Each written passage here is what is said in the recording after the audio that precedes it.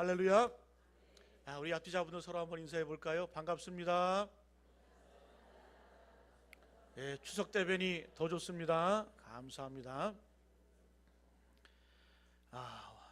오늘 추석 한가위 명절이죠. 정확하게 주님의 놀라운 축복과 은혜가 우리 모두에게 함께 하시기를 간절히 기원드립니다. 오늘 말씀 제목 한번 따라합니다. 감사가 주는 능력. 다시 한번요. 감사가 주는 능력. 오늘은 감사가 주는 능력이라는 제목으로 함께 말씀을 나누겠습니다. 신약 성경, 특별히 바울 서신에는 두 개의 교회가 대비가 됩니다. 첫 번째는 데살로니가 교회, 그리고 두 번째는 오늘 말씀의 내용인 고린도 교회입니다. 이 두 교회 중에 첫 번째 교회인 데살로니가 교회는 바울에게 칭찬 듣고 인정받고 하나님의 기쁨이 되는 교회였어요. 그래서 이 사도 바울이 데살로니가 전 후서를 쓰면서 이 교회를 향해서 소망의 인내가 있고 사랑의 수고가 넘치고 또 모든 믿는 자의 본이 되는 교회가 바로 데살로니가 교회다 이렇게 칭찬을 합니다. 또 그러면서 너희는 우리의 소망이요 기쁨이요 자랑이다 라고 이렇게 표현을 하고 있습니다. 근데 반대로 오늘 말씀에 나오는 이 고린도 교회는 그 시작부터가 문제가 많은 교회였어요. 분쟁이 있었고 또 우상 숭배의 문제가 있었고 또 심지어 교회 안에서 간음이 있었습니다. 고린도 전서 5장 1절에 보면은 이 어떤 사람이 자기 아버지의 아내를 취했다라는 내용이 있어요. 이건 뭡니까? 자기 아버지의 그 첩을 아들이 취한 거예요. 세상 이야기가 아닙니다. 교회 안에서 그런 일들이 벌어졌다라는 거예요. 또 우리가 고린도전서를 읽다 보면은 이 교인들끼리 싸움을 해서 세상 법정에까지 나가는 재판하는 일까지 벌어지는 그런 일이 벌어졌어요. 한마디로 말씀드리면 이 고린도 교회는 문제도 많았고 탈도 많았던 교회가 바로 고린도 교회입니다. 특별히 고린도 교회는 분쟁이 심했습니다. 우리가 오늘 8절까지 읽었는데 11절 이하부터 보면은 이 사도 바울이 고린도 교회의 분쟁에 대해서 이야기하고 있어요. 11절부터 제가 읽어드리겠습니다. 내 형제들아 글로의 지편으로 너에 대한 말이 내게 들리니 곧 너희 가운데 분쟁이 있다는 것이라. 내가 이것을 말하거니와 너희가 각각 이르되 나는 바울에게, 나는 아볼로에게, 나는 게바에게, 나는 그리스도께 속한 자라 한다는 것이니. 이 고린도 교회를 보니까 네 개 파로 나눠서 싸우는 거예요. 나는 누구 파다? 바울 파다. 나는 게바 파다. 나는 아볼로 파다. 나는 이도저도 싫다. 나는 그리스도 파다. 근데 이 고린도 교회는 이 네 개의 파로 나눠서 싸웠는데 우리 중에 복음을 전한 자가 누구냐? 바로 바울 아니냐? 우리 바울 중심으로 교회가 움직이게 된다. 그래서 나는 바울파다 외치는 거예요. 또 그 당시에 이 고린도 교회는 젊고 유능한 똑똑한 아볼로라는 지도자가 있었어요. 이제 새 시대를 맞이해서 우리가 아볼로를 중심으로 움직여야 된다. 그래서 나는 아볼로파다 이렇게 외치는 사람이 있었고, 무슨 소리냐? 사도 중에 사도는 베드로다. 그래서 나는 게바파다 라고 이렇게 외치는 사람이 있었고, 아유 나는 다 싫다. 나는 그리스도파다. 요즘 교회도 싸우는 게 한번 가보세요. 나는 목사파다, 장로파다. 나는 둘 다 싫다, 중도파다. 어느 교회 가보니까 그런 교회도 있더라고요. 예수와 그리스도가 싸우는 교회가 있어요. 예수님하고 그리스도하고 싸우는 교회가 있더라고요. 이런 모습을 보면서 사도 바울이 탄식을 합니다. 13절에 보면 그리스도께서 어찌 너희를 나뉘었느냐? 바울이 너희를 위하여 십자가에 못 박혔으며 바울의 이름으로 너희가 세례를 받았느냐? 고린도 교회 싸우는 걸 보면서 사도 바울이 한탄하는 거예요. 예수께서 어찌 너희를 나눴느냐? 너희들이 내 이름으로, 바울의 이름으로 세례를 받았느냐? 너희들이 내 이름으로 내가 너희를 위해서 십자가 못 박혔느냐? 아니지 않느냐? 왜 싸우냐고 이렇게 얘기하고 있는 겁니다. 고린도 교회는 분쟁도 많았고 문제도 많았습니다. 근데 오늘 말씀 통해서 주목해야 될 것은 바로 이 사도 바울이 고린도 교회를 책망을 하긴 하는데 비난부터 시작한 것이 아니라 뭐부터 시작했어요? 감사로 시작을 합니다. 내가 너희를 보니 감사하다. 오늘 4절 말씀 어떻게 시작하는지 한번 같이 한번 읽어볼까요? 4절 말씀 시작. 그리스도 예수 안에서 너희에게 주신 하나님의 은혜로 말미암아 내가 너희를 위하여 항상 하나님께 감사하노니. 11절부터 사도 바울의 책망이 시작되는데 이 사도 바울은 책망을 시작하기 이전에 제일 먼저 뭘로 시작해요? 칭찬과 격려와 감사로 시작하는 거예요. 사도 바울은 뭘 하는 거예요? 우리 사람이 변화되는 것은 비난과 책망으로 변화되는 건 아니다. 뭐다? 칭찬과 끊임없는 격려와 감사로 변화되는 겁니다. 이 비밀을 사도 바울은 알았습니다. 이것이 바로 감사의 능력인 줄로 믿습니다. 우리도 한번 들어보세요. 우리도 충고를 받을 때 어떤 사람이 나를 사랑하고 내 편이고 나를 위한다는 그런 마음이 있을 때 그 사람이 나를 충고하잖아요. 그럼 받아들이죠. 달게 받죠. 그런데 나와 별로 상관없는 것 같은 사람이 나를 좋아하지도 않고 또 사랑하지 않는 사람이 나를 대해 충고한다. 그럼 뭐라고 대답을 해요? 네가 뭔데? 네가 뭔데 그런 소리를 하냐? 그런 얘기를 하죠. 이 사도 바울은 공감의 능력이 있었습니다. 먼저 고린도 교회를 책망하기 이전에 내가 하나님의 은혜로 인해서 너희를 통해서 감사한다. 하나님께 감사한다. 그러면서 격려한 이후에 감사한 이후에 그 다음에 책망을 합니다. 저는 요즘 청소년들이 부모님과 사이가 원만치 않은 것들 많이 봅니다. 그 아이들 하는 얘기를 들어보면 이런 얘기를 하더라고요. 우리 엄마는 우리 아빠는 옳은 소리를 기분 나쁘게 한다. 그 애들 하는 얘기가 그거예요. 우리 엄마 아빠는 옳은 소리를 기분 나쁘게 한대. 그러니까 부모님이 하는 말은 다 옳아요. 그죠? 공부해라. 열심히 살아라. 그런데 그 옳은 소리를 어떻게 한다? 기분 나쁘게 한다는 거예요. 이건 뭐예요? 먼저 자녀와 부모 사이에 공감이 안 되기 때문에 아무리 충고를 하고 옳은 소리를 해도 그 소리가 아이들한테 받아들이지 않는 거예요. 여러분, 사도 바울은 공감의 능력이 있었어요. 먼저 격려하고 칭찬합니다. 감사한 이후에 책망을 시작을 합니다. 그래서 이런 말이 있죠. 한마디 직언을 하기 위해서는 10마디의 칭찬과 격려가 필요하다. 한마디 충고하기 위해서는 10마디의 칭찬과 격려가 필요하다는 거예요. 저는 이 사도 바울이 고린도전을 시작하면서 이 교회가 책망할 것이 많음에도 불구하고 처음에는 감사와 칭찬으로 서신을 시작을 합니다. 오늘 추석이죠. 이제 온 가족이 함께 모일 텐데 가족이 함께 모이면 좋은 일이 많아요? 기분 나쁜 일이 많아요? 아우, 다 좋은 날만 많으신가요? 근데 우리 가족은 이렇게 모이면은 지적질 먼저 해, 책망 먼저 해, 기분 나쁜 일이 많아. 너는 왜 그 모양이냐? 너는 목사라고 왜 인간공시를 그렇게 못하냐? 어제도 우리 형한테 전화가 왔더라고요. 집에 내려가서 이제 그 아버님 뵙고 이렇게 하는데 저한테 전화가 왔어요. 그래서 제가 그랬어요. 형한테, 형 고마워. 나는 어차피 인간공시를 못한 지 몇 년 됐어. 그 형이라도 있으니까 형이가 찾아뵙고 이렇게 인사하니까 얼마나 감사한지 모르겠다고. 여러분, 우리가 추석 명절 때 모이면은 싸움 일고 또 이게 또 동서지간에 또 이렇게 뭐 그렇게 많잖아요. 그죠? 그런데 가족이 모였을 때 먼저 감사하세요. 칭찬하세요. 격려하세요. 그럼 여러분 화목해지는 거예요. 살아있어서 감사합니다. 건강해서 감사합니다. 저희 어머니가 돌아가신 지 몇 년 됐는데 예전에는 저희 어머니 돌아가시기 전에는 제가 길을 쓰고 집에 갔어요. 2005년 아직도 기억하네요. 2005년도 설 눈이 많이 왔잖아요. 그죠? 저희 집이 경남 하동인데 우리나라 끝이에요. 끝. 근데 가는데 26시간 걸렸어요. 그 정이 떨어져가지고. 근데 여러분, 그때는 저희 어머니가 살아계실 때인데 길 쓰고 가서 어머니 얼굴 뵙고, 근데 그때만 해도 참 어머니 살아계시는 거 감사하고 또 얼굴 봐서 감사하고. 근데 지금 다시 뵐 어머니가 안 계셔.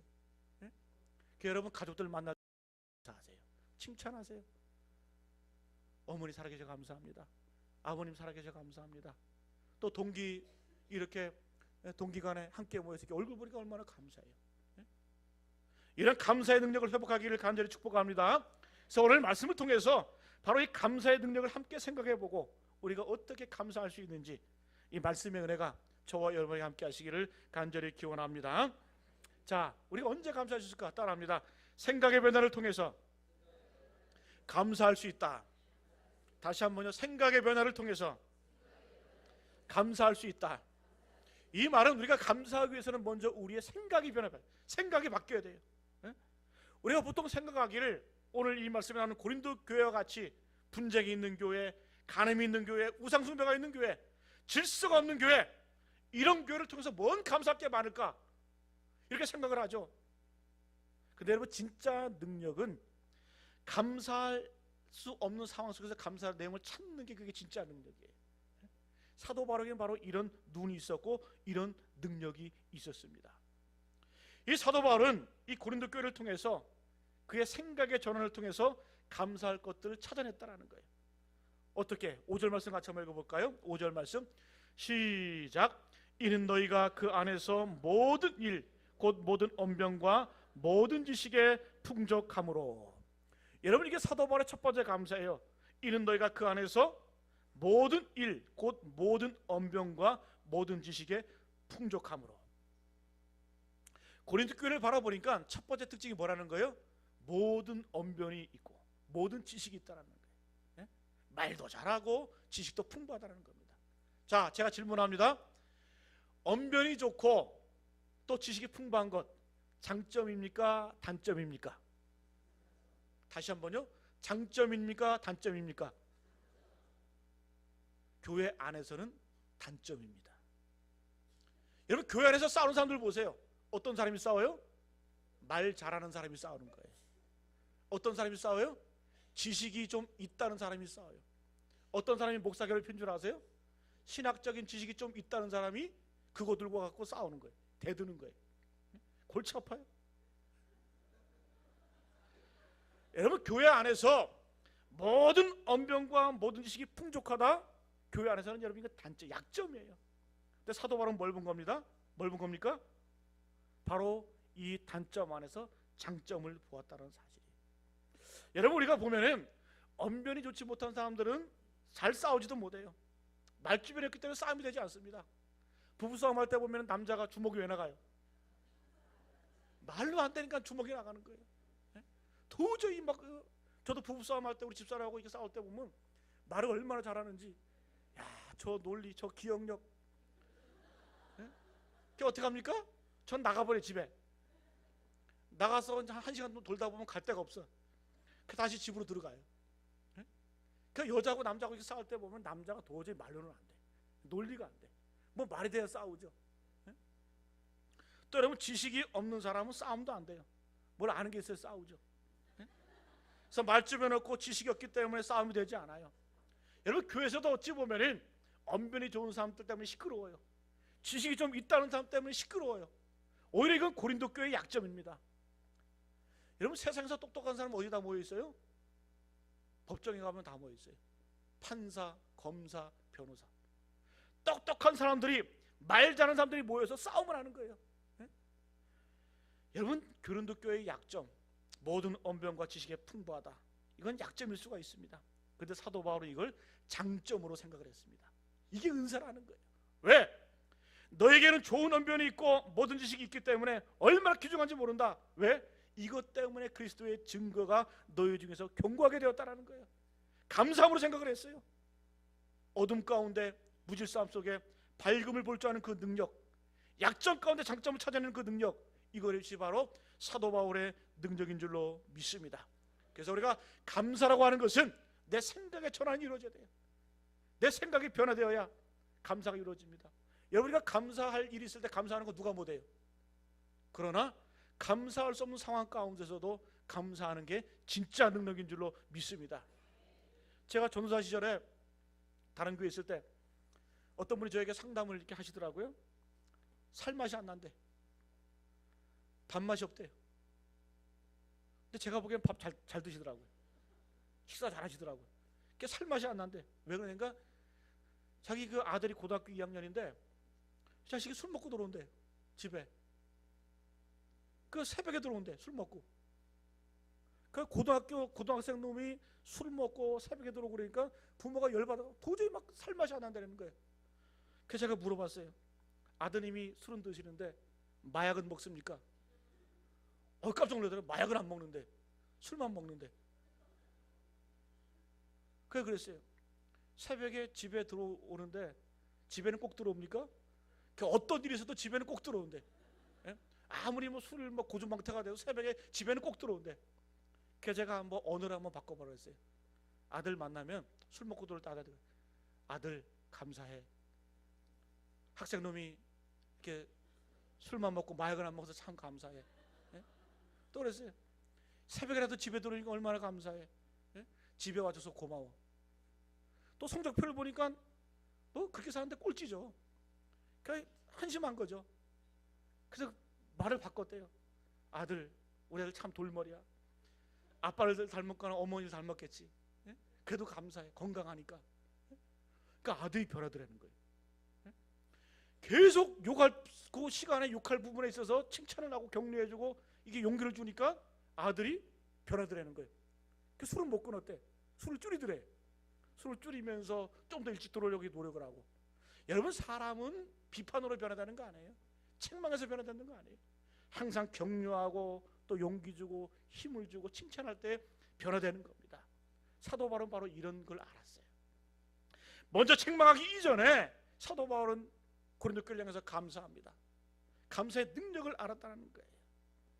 저는 그렇게 생각합니다. 예수 믿는 사람이나 믿지 않는 사람이나 인생을 살아가면서 당하는 고난은 비슷하다. 당하는 고난은 비슷해요. 예수 믿는다고 여러분 좋은 일만 있어요? 예수 믿어도 어려운 일 있고 힘든 일이 있어요. 마태복음 5장 45절에 보면 하나님이 그 해를 악인과 선인에게 비추시며 비를 의로운 자와 불의한 자에게 내려주심이라. 이걸 일반 은총이라고 합니다. 모든 사람이 누리는 은총이에요. 하나님께서는 그 해를 악인과 선인에게 똑같이 비춰주잖아요. 또 비도 의로운 자와 불의한 자에게 같이 내려주시잖아요. 마찬가지로 우리 인간에게 예수 믿는 사람이나 믿지 않는 사람에게 다가오는 고난은 비슷합니다. 그러면은 이 예수 믿는 사람들의 삶이 강력한 이유는 뭘까요?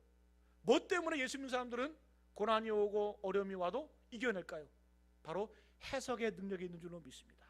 고난을 해석하는 능력, 그 생각을 가지고 고난을 대하는 그 태도가 다르다는 거예요. 세상 사람들은 고난이 오면 넘어지고 절망합니다. 자살합니다. 쓰러집니다. 그러나 우리 예수 믿는 사람들은 고난이 와도 또 어려움이 와도 그걸 뭐로 생각을 해요? 유익함으로 생각을 해요. 그 고난을 통해서 오히려 하나님이 주시는 축복의 과정으로 여기는 거예요. 시편 119편 71절 말씀에 고난당하는 것이 내게 유익이라. 이로 말미암아 주의 율례들을 배우게 되었나이다. 고난당하는 것이 내게 유익이라는 거예요. 왜? 이로 말미암아 나를 향한 하나님의 뜻을 발견했다는 거예요. 저도 제 인생을 돌아보면 어려움도 있었습니다. 여러분, 사람은 언제 성장하는 줄 아세요? 어려움일 때 성장하는 거예요. 고난일 때 성장하는 거예요. 여러분 인생 한번 뒤돌아보세요. 쉬울 때 평탄할 때 성장했습니까? 아니면 어렵고 힘들고 고난이 있을 때 성숙을 했습니까? 여러분, 하나님께서 우리에게 고난 주시는 목적은 바로 그거예요. 나의 성숙을 위해서, 성장을 위해서. 여러분, 고난이 올 때 감사하시길 바랍니다. 이 감사의 능력이 회복될 때에 우리 삶 속에 기적이 일어나는 거예요. 능력이 나타나는 거예요. 늘 감사하시고 어려움을 긍정적으로 바라볼 때에 하나님께서는 피할 길을 주시고 또 아이디어를 떠올르게 하신다는 거예요. 반대로 원망하고 좌절하는 사람에게는 있던 문도 막혀버린다는 거예요. 여러분, 사도 바울은 바로 이런 고난의 눈을 가지고, 이 긍정의 눈을 가지고 고린도 교회를 바라봤습니다. 고린도 교회는 형편없죠. 분쟁이 있고 간음이 있고 재판이 있고 우상제물 때문에 티격태격하고 쓸데없는 거 가지고 싸우고, 그런 고린도 교회를 바라보면서 이 사도 바울은 감사할 거리를 생각해냈습니다. 감사의 그 근거를 찾아냈다는 거예요. 여기에 바로 능력이 있는 줄로 믿습니다.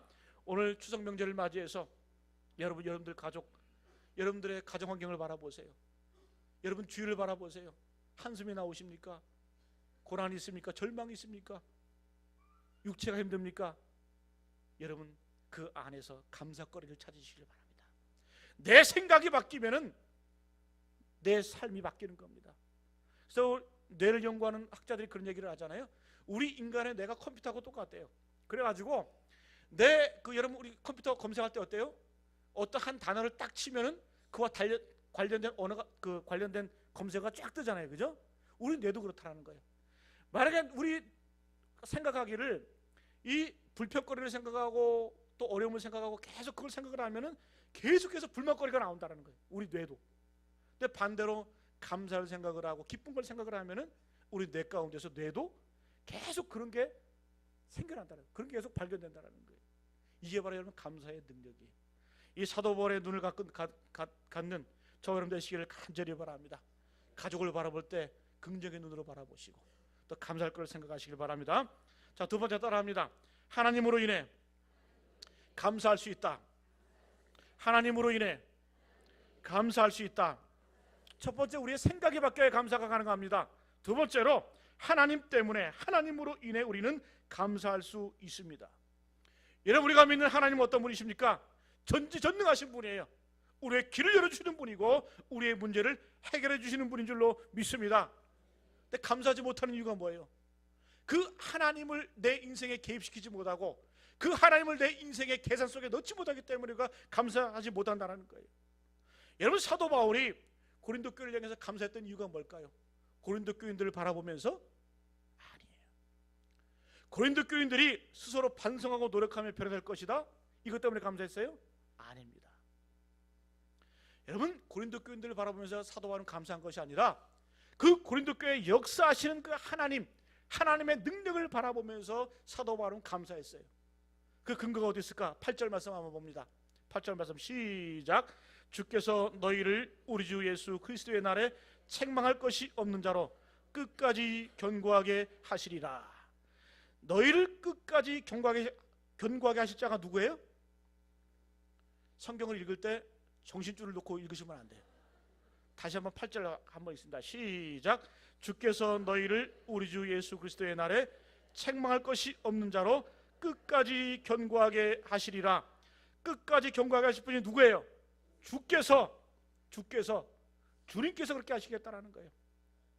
여러분, 사도 바울은 부정적인 그 고린도 교회를 보면서, 문제가 많은 교회를 보면서 그 안에 역사하시는 하나님을 봤어요. 하나님을 보고 인간의 노력과 인간의 어떤 그러한 수고를 말미암아 변화되는 것이 아니라 성령의 역사, 성령의 능력 때문에 우리가 변화되는 것이다, 그걸 알았기 때문에 주께서 너희를 견고하게 하시리라 하면서 감사했다라는 겁니다. 지금은 부족하고 연약하지만은 하나님이 우리와 함께 하시면 우리 삶에 기적이 일어나고 변화가 일어나는 것을 믿었어요. 그래서 여러분, 오늘 이 사도 바울의 말의 특징을 한번 보세요. 미래적인 표현이죠. 미래적인 표현. 주께서 너희를 우리 주 예수 그리스도의 날에 책망할 것이 없는 자로 끝까지 견고하게 하시리라. 하실 것이다. 그래서 그런 말이 있습니다. 따라합니다. 실패자는 항상 과거를 말하고 성공자는 미래를 말한다. 그러잖아요. 실패자는 항상 과거를 말해요. 성공하는 사람은 미래를 말합니다. 그리고 안 되는 사람은 과거를 그리워하고 잘 되는 사람은 미래를 꿈꾸는 사람이에요. 우리 주위에도 한번 보세요. 실패한 사람의 특징이 뭔 줄 아세요? 늘 과거를 말합니다. 내가 왕년에 한가닥했는데, 내가 왕년에 이랬는데, 내가 이래봬도 왕년에 이런 사람이었는데. 그러니까 실패한 사람들의 특징은 늘 과거에 매여있고 과거를 그리워합니다. 가나안 땅에 들어가지 못한 이스라엘 백성들 한번 보세요. 늘 과거를 말해요. 늘 애굽을 있을 때를 회상을 해요. 민수기 11장에 보면 우리가 애굽에 있을 때에는 값없이 생선과 오이와 참외와 부추와 파와 마늘들을 먹은 것이 생각나거늘. 언제? 애굽에 있을 때에. 애굽에 있을 때 우리에게 좋았거늘 어찌하여 우리가 애굽에서 나왔던가. 하나님께서 분명히 종살이하던 그 이스라엘 백성들을 애굽에서 건져내서 해방을 주시고 자유를 주셨는데 이 사람들은 뭘 하는 거예요? 노예 근성이 아직까지 자리 잡은 거예요. 차라리 노예했을 때가 좋았다는 거예요. 배불 때가 좋았다는 거예요. 그러면서 우리가 애굽에 있을 때가 좋았다. 그때는 생선도 먹고 오이도 먹고 참외도 먹고 부추도 먹고 많이 먹었어요. 그죠? 파와 마늘들 먹은 것이 생각난다. 애굽에 있을 때가 우리에게 참 좋았다. 이건 뭡니까? 안 되는 사람의 특징이에요.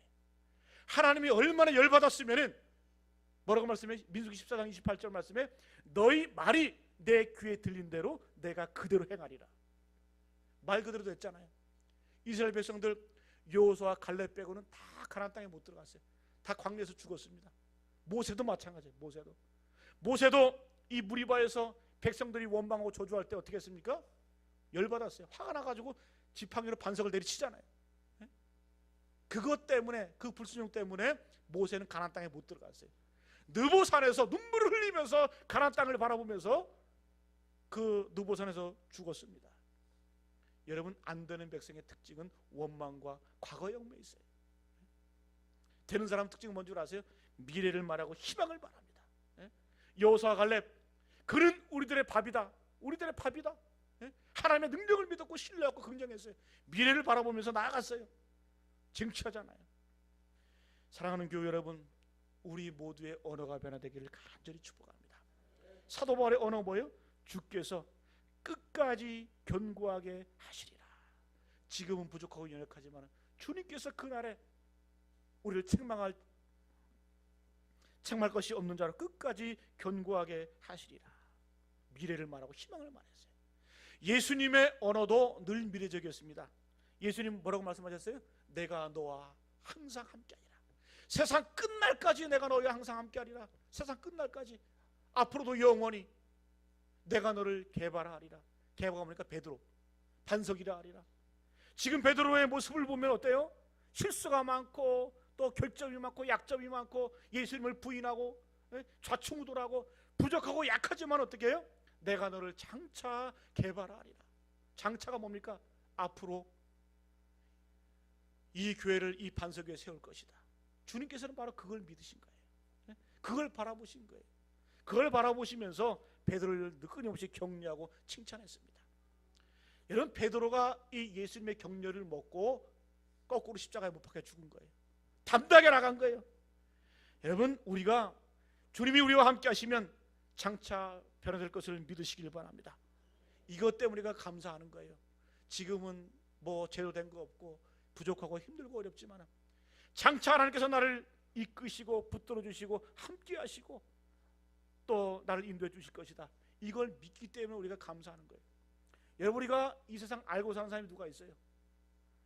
알고 가는 사람 한 명도 없어요. 중요한 건 뭡니까? 주님과 함께 가는 게 중요한 거예요. 함께 가는 거예요. 아브라함도 여러분 자기가 가는 길을 모르고 갔어요. 갈 바를 알지 못하고 고향 친척 본토 아비집을 떠났잖아요. 갈 바를 알지 못하고. 근데 뭐가 중요한 거예요? 하나님과 함께 하는 게 중요한 거예요. 내가 너와 함께 합니다. 내가 너를 붙들리라.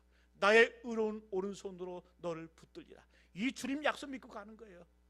이것 때문에 우리가 희망을 갖고 우리가 여러분 능력 갖고 가는 거예요. 제가 여러분 지난번에 한번 얘기한 것 같은데, 우리가 사람을 바라볼 때 이런 식으로 바라봤으면 좋겠어요. 공사 중이다. 공사 중. 내 자녀를 바라볼 때도 공사 중이다. 아직까지 완성이 안 된 거죠. 공사 중은. 예? 운전할 때 보면 막 어떨 때 길 막힐 때 보면 짜증 나잖아요, 그죠? 짜증 나면은 이렇게 보면 뭐가 써 있어요? 공사 중. 그러면은 짜증이 나다가도 어떻게 해요? 돌아가죠.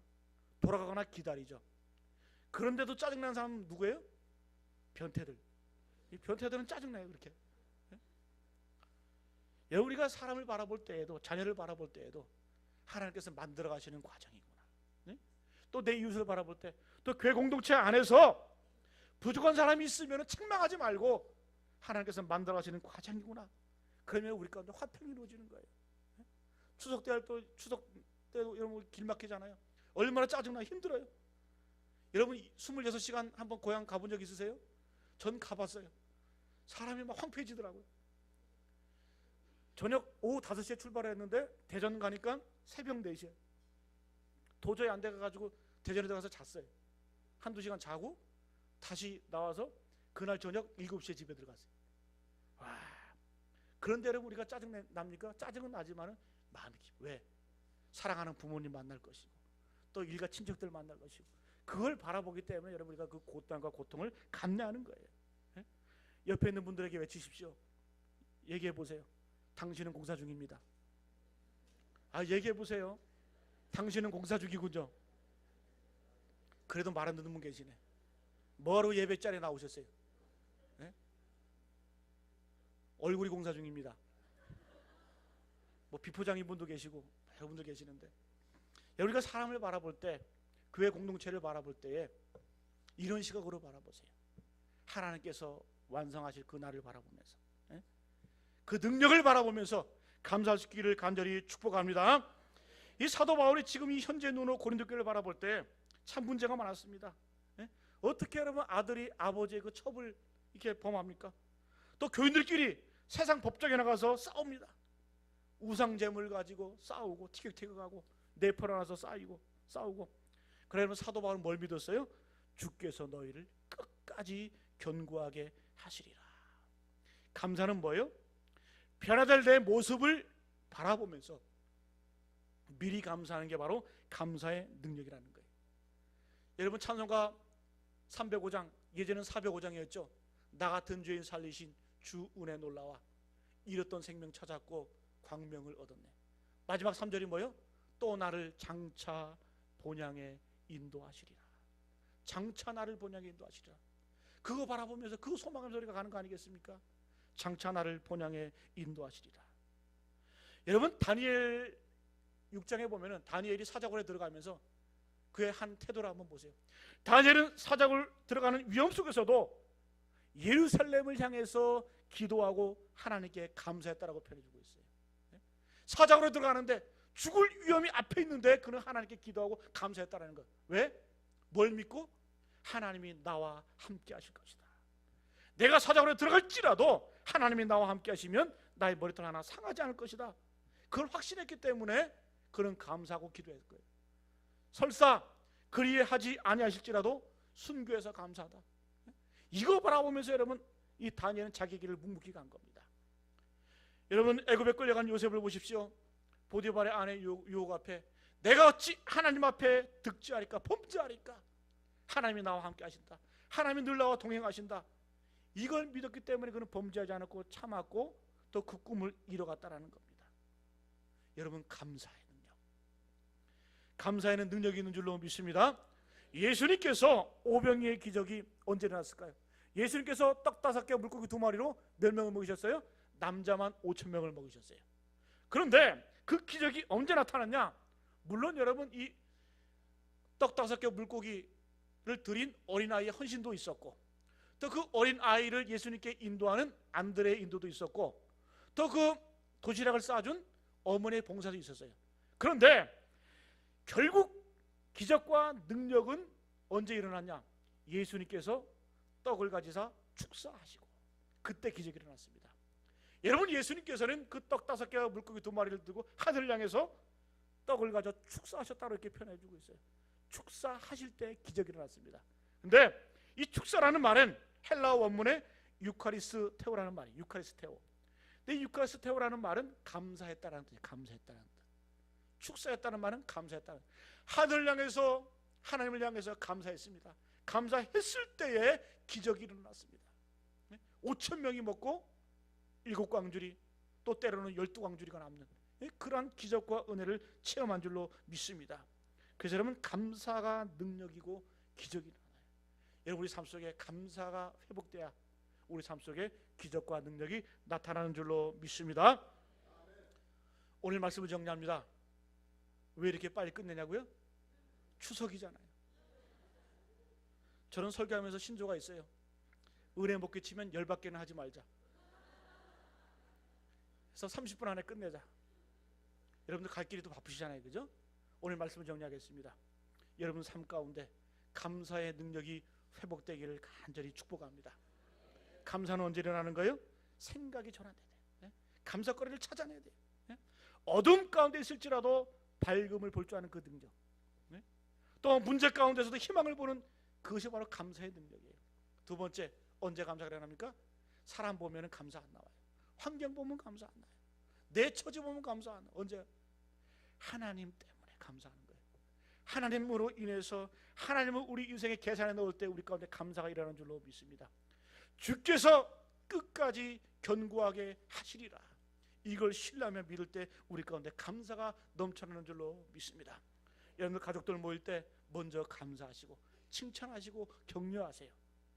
그리고 여러분들의 가정이 세워지고 형제간에 화목해지고 우리 가운데 아름다운 축복과 은혜가 넘쳐나는 줄로 믿습니다. 오늘 주신 말씀 기억하며 기도합니다.